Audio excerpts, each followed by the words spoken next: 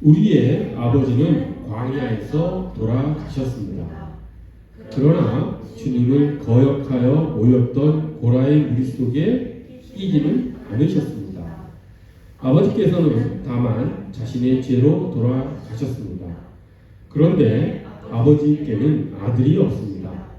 그러나 아들이 없다는 이유로 아버지의 가족 가운데서 아버지의 이름이 없어져야 한다니 어찌 이럴 수가 있습니까? 우리 아버지의 남자 친족들이 유산을 물려받을 때 우리에게도 유산을 주시기 바랍니다. 아멘. 오늘 이 본문의 이 요청은 슬로브 하시라고 하는 사람의 5 자매가 지금 모세와 그 다음에 이스라엘의 지도자들 앞에서 그리고 온 회중이 보는 앞에서 지금 당시로서는 대단히 상상하기 어려운 그런 지금 요구를 하고 있는 것입니다. 무슨 요구입니까? 아버지가 돌아가셨는데 아버지에게는 아들이 없습니다. 딸만 5 지금 있는 그런 상황인데 당시 관습적으로 고대 사회에서는 여자에게는 상속을 해주지 않았죠. 그래서 유산을 물려받지 못할 그런 처지에 놓였는데 이 5 자매가 지금 회중 앞에 모세와 여러 지도자들 앞에 나아가서 자기들에게도 아버지의 유산을 물려달라라고 지금 요구를 하는 그런 모습입니다. 이거를 당시 사회문화적 배경에서 바라보면 대단히 좀 맹랑한 당혹스럽게 하는 그런 요청이지요. 여자는 남자의 보호 속에서 살아가는, 그래서 아버지의 아래에서, 그리고 결혼한 다음에는 남편, 그리고 남편이 혹 먼저 죽으면 아들, 이런 식으로 남자의 보호 속에서 살아가는 것이 당시 문화였는데 지금 이 5 자매는 이름을 한 번은 들어봐야 되기 때문에 그 5 자매의 이름을 한번 들려드리겠습니다. 밀라와 노아와 호글라와 밀가와 디르사라고 하는 5 자매는 지금 아버지가 아들이 없이 돌아가셨으니까 그 아버지 몫의 유산을 자기들에게, 여자들인 자기들에게 지금 물려달라고 요청한 것이죠. 근데 재밌는 것은 지금 이 땅 분배 문제가 현재의 문제가 아니라 지금 땅이 눈앞에 있고 그 땅을 지금 물려달라 이런 내용이 아니라 지금 아직 이스라엘이 그 땅에 들어가지도 못한 상태에서 이 요구를 한 것입니다. 즉 모압 평지, 그러니까 가나안 땅에 들어가기 전에 하나님께서 이집트에서 이스라엘 민족을 구출해내시고 40여 년간 광야 생활을 하고 이제 요단강 동쪽, 이제 요단강만 건너면 하나님께서 약속하신 가나안 땅에 이제 들어가게 되는데 그 모압 평지에서, 가나안 편 동쪽 모압 평지에서 지금 아직 가나안 땅을 정복하지도 못했는데 지금 이 5 자매는 앞으로 땅을 분배받을 때 아버지 슬로브앗의 몫을 우리에게 물려달라고 요구한 것이라고 하는 것이죠. 미래에 있을 땅 분배에 있어서 아버지가 아들이 없다는 이유로 제외되지 않도록 지금 요구한 것이라고 하는 것이 본문의 상황입니다. 그래서 우리가 여기서 야, 저 5 자매의 그 마음, 생각이 도대체 뭔가 라고 하는 것을 좀 들여다볼 필요가 있습니다. 이런 경우가 이 5 자매 말고 또 있을 수 있었겠지요. 그런데 왜 유독 이 슬로브앗의 5 자매는 이렇게 과감하게 좀 어떻게 보면은 맹랑하기도 당시 사회문화에 어울리지 않게 여자임에도 불구하고 아버지 몫의 재산을, 땅을 분배받게 해달라고 하는 요구를 할 수 있었는가? 라고 하는 그 다섯 자매의 마음은 도대체 뭐가 있는가? 라고 하는 것을 우리가 좀 들여다보기를 원합니다. 이 현대적 시각에서 바라보면 어떻게 보면은 당연한 이야기이지요. 오늘날은 페미니즘이 발달한 사회이고 남녀평등이 어느 정도는 궤도에 올라와 있는 상황이기 때문에 오히려 역차별이라고 주장하는 남성들도 있기 때문에 오늘날의 시각에서 바라보면 이 슬로보아스의 다섯 딸들의 요구가 당연한 듯이 느껴지겠지만 당시 상황으로서는 상상하기 대단히 어려운 일입니다.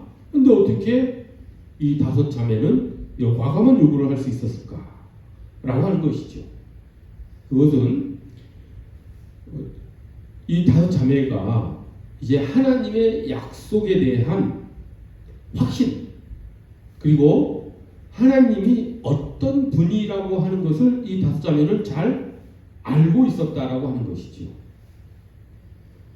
당시 사회에서는 여자가 상속을 받는다는 것을 상상도 못하지만 슬로보아스의 이 다섯 자매는 하나님은 결코 그렇게 남자와 여자를 차별하지 않으시고 여자라고 할지라도 정당한 몫을 나눠주시는 공의의 하나님이시고 정의의 하나님이시다. 약속을 하셨으면 지키시는 하나님이다. 슬로보아시 이 다섯 자매의 아버지인데 아버지의 그 지난 세월, 즉 이집트에서부터 모압 평지까지 지내오는 동안 아버지인 슬로보아시 하나님께 가졌던 그 믿음이 이 딸들에게 전해진 것이라고 하는 것이죠. 가정교육이 잘 되어 있다라고도 볼 수 있습니다. 그만큼 이 슬로보아스의 다섯 자매는 하나님에 대한 신뢰, 믿음, 하나님의 약속의 성취가 남녀라고 하는 그 성적 구별에 의해서 차이가 나진 않을 것이다 라고 하는 믿음이 있었기 때문에 이런 요구를 할 수 있었던 것이죠. 자, 그러면 이 이야기를 들은 모세는 과연 어떻게 대답을 했을까요? 일반적인 당시 고대 사회에서의 지도자 같으면 당장 이 자리에서 물러나라. 감히 여자가 어떻게 남자들이 물려받게 되어 있는 땅의 분배에 대해서 나서느냐라고 묻지 더 이상 이야기 들어보지 않고 내쫓아 버렸을 확률이 대단히 높습니다. 하지만 모세는 지난 80여 년 동안 아니죠. 지금 이제 120세 이집트에서 40년, 미디안 광야에서 40년, 그 다음에 광야 생활도 40년. 그래서 지금 120세가 된 이 상황에서 하나님과의 관계 속에서 이제 겸손한 사람으로, 온유한 사람으로 지금 변화되어 있죠. 그래서 모세는 신중하게 행동합니다. 그래서 이 다섯 자매의 요구를 내치지 않고 어떻게 합니까? 하나님께 기도하지요. 그래서 하나님으로부터 답변을 얻습니다. 과연 어떻게 하나님께서는 대답하셨을까요? 하나님께서는 역시 사랑의 하나님, 정의의 하나님께서는 이 다섯 자매의 말이 옳다라고 이 다섯 자매의 요구를 들어주십니다. 이 자매들의 요구대로 아들이 없는 경우 딸들에게 그 아버지 몫의 땅을 분배하라 라고 하나님께서 말씀하시지요. 그리고 율법의 규정까지 하십니다. 그렇게 해서 여성에게도 상속권이 인정되는 그런 율법이 정해지게 된 것이지요. 우리가 여기서 생각해야 될 것이 이런 점이 있습니다. 하나님께서 지금 어떤 역사를 초월한 좀 획기적인 어떤 여성의 권리를 인정한 법적, 제도적 어떤 장치를 마련하셨구나. 역시 하나님은 좋으신 하나님이다. 이렇게 바라보기보다는 하나님께서 이런 상황을 통해서 뭔가 이스라엘 백성들에게 요구하시는 그들이 하나님의 뜻에 따라 살기를 원하시는 어떤 삶의 원리를 우리가 바라봐야 된다고 하는 것이죠. 그것은 왜 그러냐면 하나님께서 지금 여성의 상속권을 인정했다 하더라도 이게 온전한 여성의 권리를 인정한 그런 율법은 아닙니다. 아직도 고대 사회에서는 여성이 가부장적 당시 사회 속에서 많은 차별을 받고 있었고, 실제로 이 여성과 남성의 동등한 평등한 그런 상속이 인정되기 위해서는 한 3,500년이 더 시간이 흘러야 됩니다. 우리나라에서도 여자가 상속권을 남자와 똑같이 인정받기 위해서는 20세기까지 훨씬 지났어요. 근현대에 와서나 가능했었던 일이죠. 그러니까 지금 하나님께서는 어떤 획기적인 여성의 권리를 인정한 그런 법적 제도적 장치를 마련하셨다라고 하는 이런 측면에서 바라보는 것이 아니라, 이 슬로브와 딸들이 요구하는 것을 하나님께서 수락하심으로써 앞으로 가나안 땅에 들어가서 이스라엘 백성들이 어떻게 살아가야 되는가라고 하는 삶의 원리를 하나님께서는 이스라엘 백성들에게 알려주신 거라고 하는 것입니다. 그런 차원에서 바라봐야지 법과 어떤 제도적 어떤 장치가 하나님에 의해서 정말 잘 다듬어졌구나 이렇게 바라보면 허점이 너무 많습니다. 당시에 노예제도도 하나님께서는 허락하셨고, 오늘날 우리가 바라봤을 때 이해되지 않는 그런 제도들이 여전히 이스라엘의 율법 속에 있습니다. 근데 그런 것을 생각하면은 하나님의 이 슬로브와 딸들이 요구하는 그 여성의 상속권을 인정했다고 해서 하나님께서 완벽한 어떤 법적 제도적 장치를 마련했구나 이런 측면에서 바라보면 안 된다라고 하는 것이죠. 중요한 것은 이 딸들의, 이 자매들의 요구를 하나님이 들어주심으로써 앞으로 이스라엘 백성들이 가나안 땅에 들어가서 약속의 땅에 들어가서 어떻게 살아야 되는가라고 하는 그 원리를, 그 삶의 방식을 이스라엘은 깨닫고 그에 따라 살아가기를 하나님께서는 원하셨다라고 하는 것입니다. 그것이 무엇이겠습니까? 이 슬로브와 딸들이 요구한 아들이 없는 경우 딸들에게 상속권을 인정하라고 하신 이 하나님의 명령, 이 율법에 딱 나타나 있는 그 바탕에 흐르고 있는 그 삶의 원리가 과연 무엇이겠는가? 우리는 그것을 바라볼 수 있어야 된다고 하는 것이죠. 그것은 하나님께서 가나안 땅에서 앞으로 이스라엘이 살아갈 때 소외되는 사람 없이, 사회적 약자라고 해서 무시하는 것 없이 상호 존중하면서 서로 사랑하면서 살아가라는 그런 삶의 원리를 하나님께서는 지금 슬로브와 딸들의 요구를 들어주시는 과정 속에서 이스라엘 백성들에게 보여주신 거라고 하는 것입니다. 가나안 땅에서 하나님께서 약속하신 그 땅 안에서 살아가는 이스라엘 백성들은 그렇게 살아감으로써 하나님 백성으로서의 정체성을 가지고 이웃 나라의 제사장 나라로서의 사명을 온전히 감당할 수 있는 것이지요. 이러한 삶의 원리가 중요합니다. 법적 제도적 측면에서 이스라엘이 획기적인 어떤 역사적 어떤 발전을 이뤘구나, 이런 측면에서 이 문제를 바라보면 부족한 점이, 미비한 점이 수도 없이 많이 나타납니다. 아직 우리 인간이 하나님의 온전한 정의와 사랑을 법적, 제도적, 관습적으로 다 이뤄낼 만한 그런 실력이 아직 없는 시대였기 때문에 그렇죠.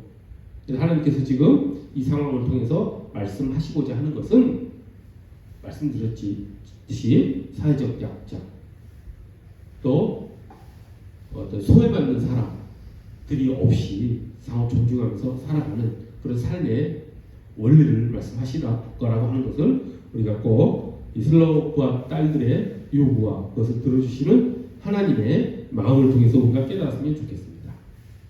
자, 그런데 이 슬로브와 딸들의 이 요구를 이제 율법에 집어넣었더니 또 한 가지 문제가 나타납니다. 아주 커다란 문제가 나타나는데, 이 율법을 시행을 하면은 어떤 문제가 나타나냐면, 이제 그 문제점을 깨달은 이 슬로브앗이 속한 이 길르앗 가문의 지도자들이 이제 그것을 시행하려고 하다 보니까, 그 땅을 그렇게 분배하려고 생각을 하다 보니까 그 율법 속에 커다란 문제점이 발생된 것이죠. 그게 무엇이냐면 이제 만약에 이 다섯 자매가 땅을 분배를 받고 그 자매가 만약에 다른 지파의 남자에게 시집을 가버리면, 다른 지파의 남자와 결혼을 해버리면 그 땅과 함께 그 자매가 그 지파로 시집을 가는 것이기 때문에 땅의 소유권도 이 길앗 가문의 소유에서 다른 지파의 소유로 넘어가 버린다는 것이죠. 그래서 바로 시간이 좀 흐르자 이 길앗 가문의 지도자들이 모세한테 나와서 이 문제점을 지적을 합니다.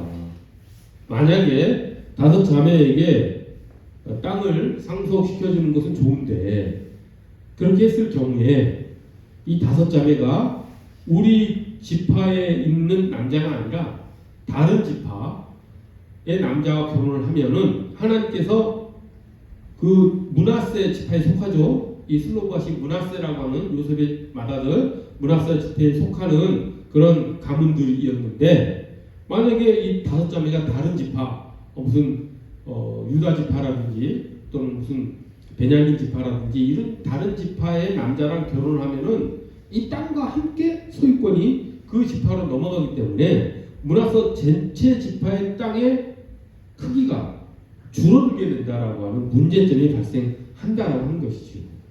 그래서 길앗 가문, 므낫세 지파 안에 길앗 가문, 슬로바시 속한 그런 가문이죠. 그 사람들이 나와서 모세에게 그 문제를 놓고 지금 요구를 합니다. 그럼 이제 민수기 36장, 민수기가 끝나는 장에 그것이 기록되어 있습니다. 모세가 들어보니까 길앗 가문에 이 문제 제기가 막는 측면이 있기 때문에 역시 모세는 하나님께 이제 또 기도를 합니다. 하나님, 이러이러한 문제가 있는데 어떻게 하면 되겠습니까? 라고 이렇게 또 기도를 하죠. 그러자 하나님께서 이렇게 대답을 해주십니다. 그래, 길앗 가문에 므낫세 지파의 문제 제기가 옳다. 그러면은 이렇게 해결해라 라고 하면서 어떤 해결 방법을 알려주시냐면, 이 다섯 자매는 자유롭게 결혼을 하되 므낫세 지파 외의 남자와는 결혼하지 말라.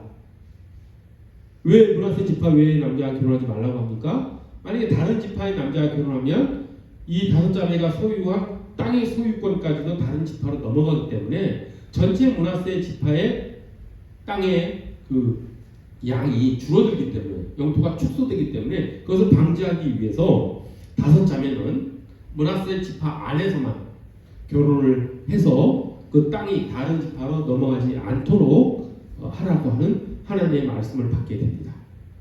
그러자 슬로바스의 다섯 자매들은 그 말에 순종해서 이 다섯 자매는 그 므낫세 지파 안에 사람들, 남자들과 결혼을 하라고 하는 말로 민수기가 마지막을 장식합니다. 그렇게 해서 민수기가 36장에서 끝나죠. 자, 그런데 우리가 이렇게 문제가 해결되는 듯 하는 모습을 보면서 현대적 관점에서 바라봤을 때 아주 복잡한 생각들이 들죠. 첫 번째 드는 생각이 무엇입니까? 여자들의 입장에서, 아니 그래, 아무리 영토가 축소된다 하더라도 결혼의 자유가 그렇게 축소될 수 있는가? 만약에 내가 므낫세 지파가 아닌 다른 지파의 남자를 더 좋아한다면 그러면은 어떻게 되는가? 라고 하는 생각을 할 수 있죠. 그럴 경우에 이렇게 해결하면 되지 않습니까? 어떻게 해결하면 됩니까? 내가 만약에 므낫세 지파가 아니라 다른 지파의 남자를 좋아하게 돼서 결혼을 하면은 그럼 그 땅을 므낫세 지파한테 팔면 되지 않습니까? 그리고 시집 가면은 그 땅은 그대로 므낫세 지파에 남게 되죠. 그렇죠? 그걸 굳이 다른 지파의 남자와 결혼 안 하고 므낫세 지파의 남자랑만 결혼을 해서 문제를 해결하지 않아도 되는 매매라고 하는 방법을 통해서 그 영토가 여전히 므낫세 지파에 남아 있도록 할 수 있는 방법이 있지 않습니까? 근데 왜 하나님께서는 그런 합리적인 방법을 놔두시고 여성의 그 결혼의 자유에 제한을 두는 그런 문제 해결 방법을 그들에게 요구하셨을까? 라고 하는 생각이 바로 들지요. 자, 그런데 여기에는 깊은 하나님의 뜻이 들어있습니다. 아주 깊은 뜻이 들어있습니다. 그래서 우리가 이 시간 잘 깨닫고 그것을 우리의 삶에 적용해 가기를 간절히 원합니다. 그 깊은 뜻은 무엇이냐면, 이제 그런 것을 알기 위해서는 이제 이스라엘 토지 제도에 대해서 좀 우리가 이해를 해야 되는데 조금 어렵습니다. 조금만 참고 넘어가 봅시다. 이 토지 제도를 하나님께서는 안정적으로 이스라엘에게 제공하기 위해서 지금 이 방법을 만들어내신 건데, 토지 제도가 왜 중요하냐? 이제 국가의 흥망성쇠를 바라보면 토지 제도가 흔들리면 그 나라는 반드시 망합니다. 로마가 망할 당시에 어떻게 됐습니까? 소수의 귀족들에 의해서 토지가 독점되면서 많은 자영농들, 자기 땅을 소유하면서 농사를 지으면서 나라에 세금을 바치고 군대에 나가서 그러니까 그 군복무를 할 수 있는 그런 자격을 가진 사람들이 자꾸 줄어들게 되죠. 그럼으로써 나라가 허약해지고 귀족들의 권한이 세짐으로써 황제권은 약화되고 국가의 권력도 약화되고, 그러면서 망하게 되는 것이죠. 토지 제도의 붕괴는 빈부격차를 심화시키고 그것은 국가를 망하게 한다는 것이죠. 아마 여러분들 중고등학교 때 국사를 배우면서, 이게 또 우리 한 청년은 지금 한국사 공부를 할 텐데, 조선 후기가 망하는 이유 중에 하나가 무엇입니까? 토지 제도가 흔들렸기 때문이죠. 소수 양반들이 토지를 이제 독점하면서 많은 사람들이 소작농으로 전락하고, 그래서 노비로까지 전락하는 그런 일들이 벌어지면서 귀족들의 권력만 세어지고 양반들의 권력만 세지고 왕권은 약화되고 국가의 힘이 전체적으로 약화되는 그런 일들을 겪지 않습니까? 그래서 조선 후기 실학사상가들은 그 토지 제도를 바로잡기 위해서 여러 가지 방책을 마련하지요. 그래서 우리가 고등학교 때 외웠던 게 있죠. 기억나는 게 뭡니까? 유형원의 균전론, 정약용의 여전론, 정전론, 성호이익의 한전론, 이런 것들 막 외웠던 것이 기억나실 것입니다. 그러니까 한 나라가 튼튼하게 부국강병을 이루고 백성들이 안정된 삶을 통해서 국가가 안정되기 위해서는 이 토지 제도의 안정은 대단히 중요한 것이죠. 하나님께서는 지금 이 슬로브와 딸들에게 여성의 상속권을 인정해 주면서 다른 지파의 남자와 결혼을 하지 못하게 함으로써 므낫세 지파의 영토를 안정적으로 유지시킨 것은 그런 토지 제도의 안정을 하나님께서 이스라엘 백성들에게 주시기 위해서 지금 이 요구를 한 것이라고 하는 것입니다. 이게 무슨 소리냐면, 이 제도를 이해하기 위해서는 희년이라고 하는 제도를 우리가 이해를 해야 됩니다. 이 희년이라고 하는 제도가 무엇이냐면, 50년이 될 때마다 그동안 있었던 모든 토지 매매는 다 무효가 되고 다시 원주인에게 회복시키는 제도입니다. 상상하기 어렵죠? 그러니까 내가 원래 이 군포의 땅을 가지고 있었는데, 이 땅을 내가 이제 질병이 들어서 혹은 사고를 당해서 농사를 경작을 못해서 긴급하게 생활비를 마련하기 위해서 내 땅을 다른 사람한테 팔았습니다. 그러면은 이제 소유권은 다른 사람한테 넘어간 듯이 보이지만, 그것이 이제 희년이라고 하는 50년째를 맞이하면은 그 땅의 소유권이 다시 나한테 돌아온다는 것입니다. 그것이 이스라엘의 독특한 희년 제도라고 하는 것이죠. 그렇기 때문에 이스라엘에서는 영구적으로 땅을 매매하는 것은 금지되어 있습니다. 레위기에서도 그렇게 규정을 하고 있죠. 그래서 땅을 매매한다라고 하는 것은 무슨 뜻이냐면, 땅의 소유권을 넘겨주는 것이 아니라 그 땅에서 나오는 수확된 곡식에 대한 권리를 넘겨주는 것이죠.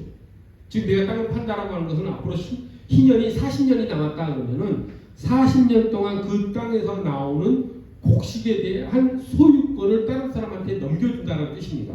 그러면 40년만큼의 그 수확권을 계산을 해서 땅을 매매하는 것이죠. 만약에 희년이 앞으로 10년 남았다 그러면은 10년만큼의 곡식 수확에 대한 권리만을 딴 사람한테 넘기는 것입니다. 1년이 남았으면 땅값이 얼마 안 되겠죠. 그런 식으로 해서 50년마다 다 원주인에게 다시 돌아가게 하는 제도가 희년입니다. 그러면 이 희년 제도를 하나님께서는 왜 두셨을까요? 가나안 땅에서 살아가는 이스라엘 백성들에게 이 희년이라고 하는 제도, 그래서 땅을 영구적으로 다른 사람에게 매매할 수 없게 하는 이 제도를 왜 하나님께서 두셨느냐라고 하는 것입니다. 그것은 이 이스라엘의 독특한 토지 제도인데, 그 토지 제도가 그 토지의 소유권을 이제 그 지파별로 인정을 해주는 거죠. 그리고 지파 안에서 가족별로 그 소유권을 하나님께서 보장해주는 제도를 지금 시행하시고자 하는 것입니다.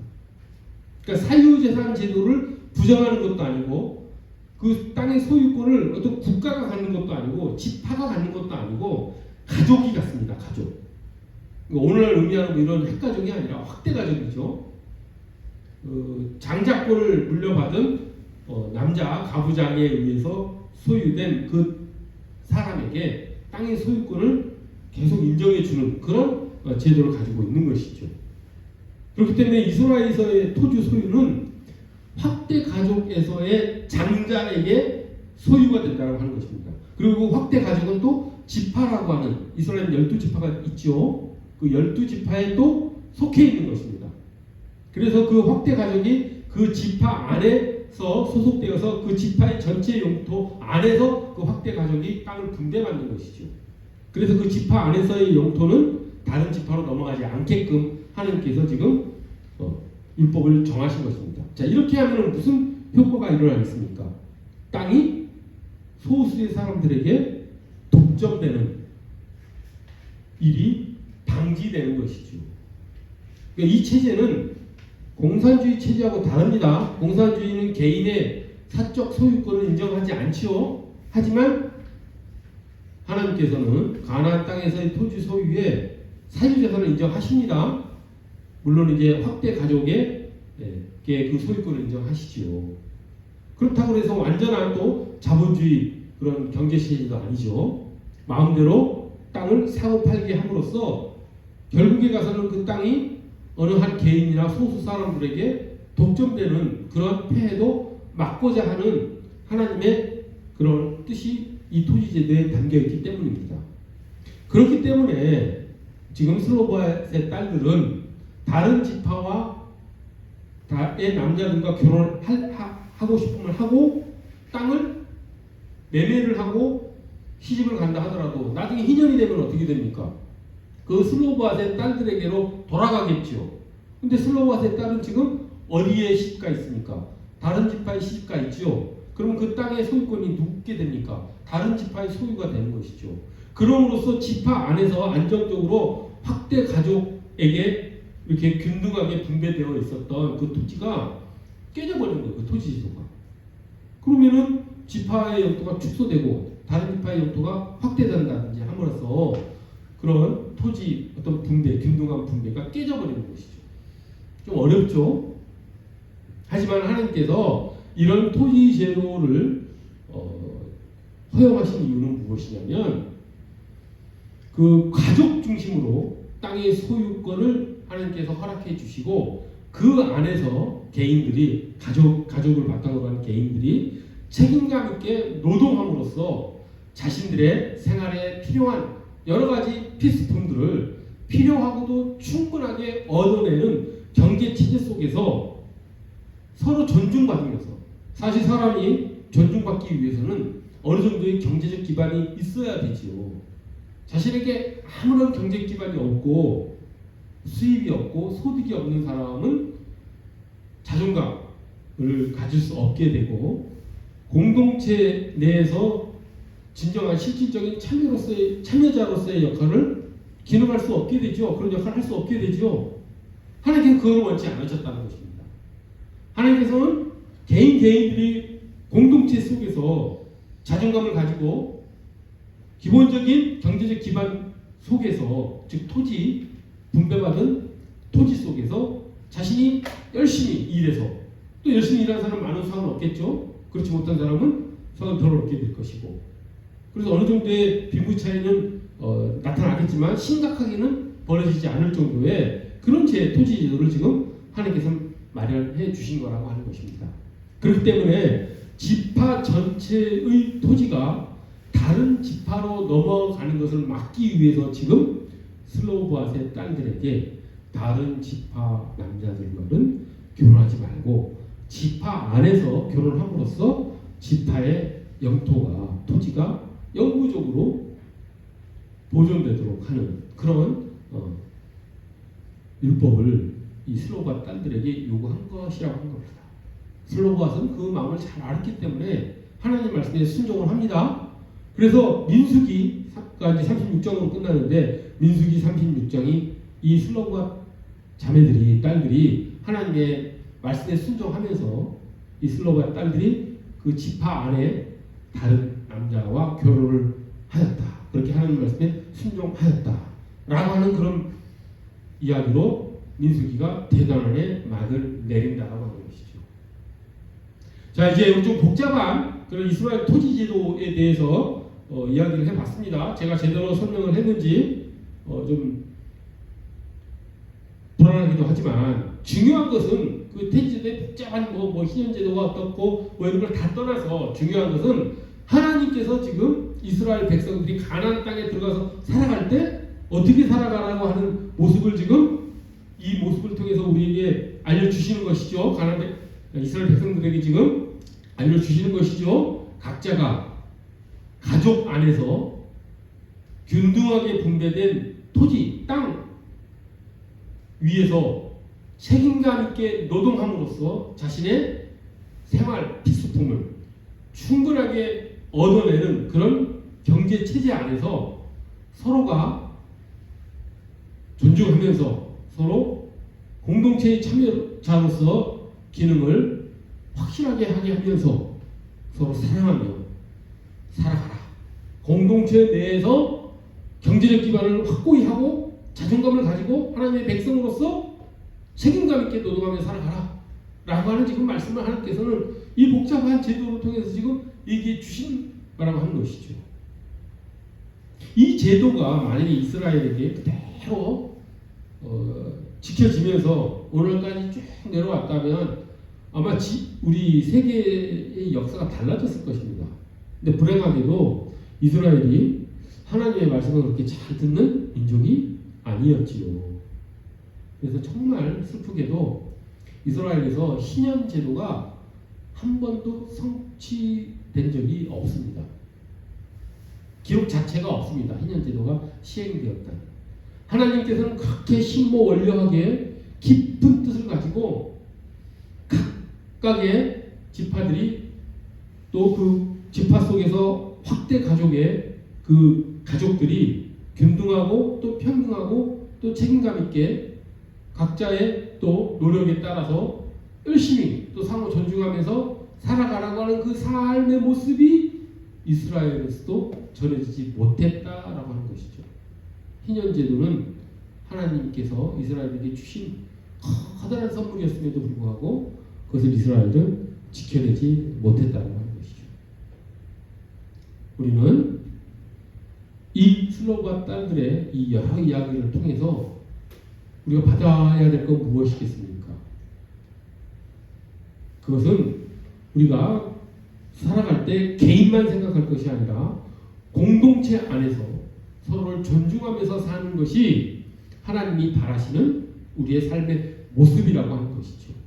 우리 주변에 약하고 소외되고 어려운 사람이 있습니까? 그렇다라고 한다면 그들에게 손을 내밀고 그들과 함께 공동체 안에서 살아가기를 하나님께서는 우리에게 원하신다고 하는 것입니다. 그리고 하나님께서는 우리가 결코 그렇게 사회적 약자로서 살아가기를 원치 않으시죠.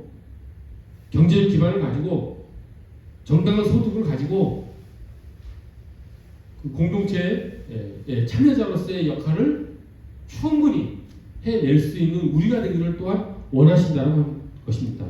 책임있게 노동하면서 사회에 기여하는 그런 삶을 또 살라고 하나님께서는 균등하게 토지를 분배해 주시고 신현 제도를 통해서 그 토지도가 흔들리지 않도록 이렇게 만반의 준비를 하나님께서는 시켜 주실 거라고 하는 것입니다.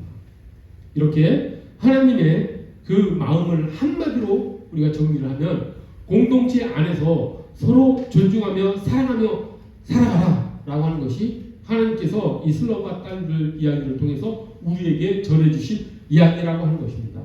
지금은 농업사회도 아니고 공동체 중심의 그런 확대가족 중심의 사회도 아닙니다. 따라서 슬러와 이야기를 오늘 현실에 그대로 적용할 수는 없습니다. 하지만 그 삶의 모습 속에서 우리가 받아야 될 삶의 원리는 그때나 지금이나 똑같다라고 하는 것이지요. 그것은 사회는 나 혼자 살아가는 곳이 아니라 함께 부대끼며 어울리며 살아가는, 서로 존중하며 사랑하며 살아가라고 하는 것이 하나님께서 슬러와 딸들의 이야기를 통해서 우리에게 전해주시는 이야기인 것입니다. 그렇게 우리 서로 사랑하며 서로 존중하며 살아가는 우리 모두가 되기를 간절히 소원합니다. 기도하겠습니다. 거룩하고 자비로우신 하나님 아버지, 하나님께서는 슬러와 셋 딸들의 요구를 받으시고 그들의 요구를 들어주셨습니다. 슬로바시 하나님을 신뢰했던 그 마음을 저희에게 갖게 하시고, 또한 슬로바 셋 딸들이 사회적 약자임에도 여성임에도 불구하고 공동체 안에서 충분히 필요한 것들을 공급하며 살아갈 수 있도록 하나님께서 배려해 주심에 저희가 따라가는 그런 배려 속에서 우리도 살아가는 우리 모두가 될 수 있도록 각자의 공동체 안에서 책임있게 살아가는, 상호 존중하며 살아가는, 서로 사랑하며 살아가는 우리 모두가 되기를 하나님께서 인도해 주시기를 간절히 바라오며 귀하신 예수 그리스도 이름 받들어 기도드립니다.